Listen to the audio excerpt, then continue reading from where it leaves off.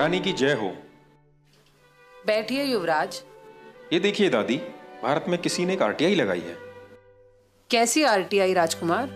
RTI में लिखा हुआ है कि भारत कब और किससे आजाद हुआ।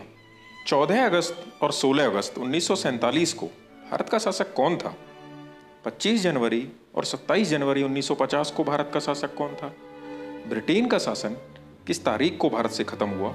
और क्या ब्रिटिश और उनकी आने वाली पीढ़ी का भारत पर किसी भी तरह का अधिकार है? लेकिन भारत सरकार ने इस आरटीआई का कोई जवाब नहीं दिया और आरटीआई लगाने वालों का दावा है कि आज भी भारत पर आपकी ही हुकूमत चलती है। क्या ये सच है दादी? हमारे पूर्वजों का सपना था कि दुनिया पर उनके वंशजों की हुकूमत बरकरार रहे। मैं तो अब बूढ़ी हो चली हूँ और आने वाले समय में इस महान सिंहासन को तुम्हें ही संभालना है। इसीलिए ये राज की बात बताना तुम्हें अब जरूरी हो गया है।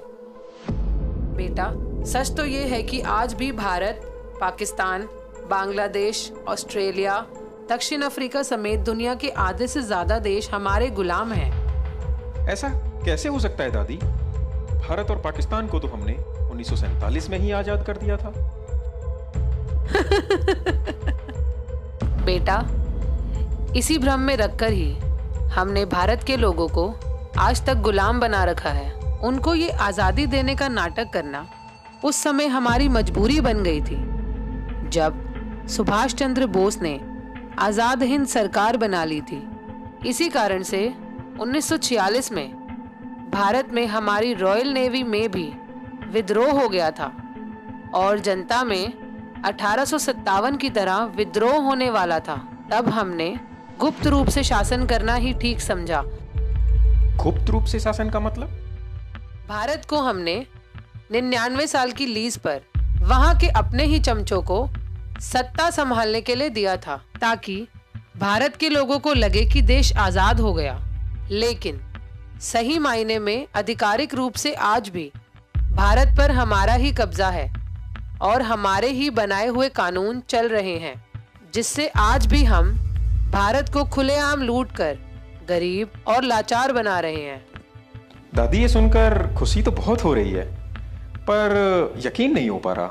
ठीक है, ये बताओ कि क्या मुझे कभी भारत जाने के लिए वीजा की जरूरत पड़ी, जबकि वहाँ के प्रधानमंत्री या राष्ट्रपति को इंग्लैंड में आने के लिए वीजा लेना पड़ता है? क्या तुम्हें पता है, जब मैं 1952 में रानी बनी तो ब्रिटेन के साथ साथ भारत और पाकिस्तान की भी रानी घोषित हुई थी। क्या तुमने नेहरू और सी राजगोपालाचारी के द्वारा ली गई शपथ पढ़ी होती तो यकीन आ ही जाता। कौन सी शपथ? राजगोपालाचारी ने 21 जून 1948 को भारत का गवर्नर जनरल बनने पर शपथ ली थी कि मैं चक्रवर्ती राजगोपालाचारी गंभीरता के साथ इस बात को पक्का करता हूँ कि मैं हिज मैजेस्टी किंग जॉर्ज 6 और उनके उत्तराधिकारी के प्रति विधि के अनुसार वफादार, निष्ठावान रहूंगा और उनके प्रति पूर्ण भक्ति रखूंगा। और मैं चक्रवर्ती राजगोपालाचारी इस बात को गंभीरता के साथ पक्का करता हूँ कि मैं गवर्नर जनरल के पद पर हिज मैजेस्टी किंग जॉर्ज 6 एवं उनके उत्तराधिकारियों के ठीक प्रकार से सत्यता के साथ सेवा करूंगा। देखा, अगर भारत 15 अगस्त 1947 को आजाद हो गया था तो सी राजगोपालाचारी ने 21 जून 1948 को मेरे पिताजी के नाम की शपथ आखिर क्यों ली? चलो दादी, मान लिया कि 15 अगस्त 1947 को दी गई आजादी झूठी थी, लेकिन 26 जनवरी 1950 में तो भारत के लोगों ने अपना खुद का संविधान बनाकर अपने देश को गणतंत्र घोषित कर लिया था। उसके बाद तो उनको आजाद मानना ही पड़ेगा। बेटा, तुम बहुत भोले हो। गणतंत्र शब्द का मतलब भी नहीं समझते। गणतंत्र का मतलब मालिक बनना नहीं होता। वहाँ का संविधान हमारा बनाया हुआ एक कानून ही तो है, जिसका पालन वहाँ के हर एक आदमी को करना ही पड़ेगा। इसको समझने के लिए ये देखो, इंडियन इंडिपेंडेंस एक्ट 1947, इसमें सेक्शन 6 क्लॉज 3 को पढ़ो। इसमें साफ साफ लिखा है कि भारत में कोई भी कानून बनाने का, रोकने का और हटाने का अंतिम निर्णय वहाँ का गवर्नर जनरल ब्रिटेन के राजा की अनुमति से ही कर सकता है।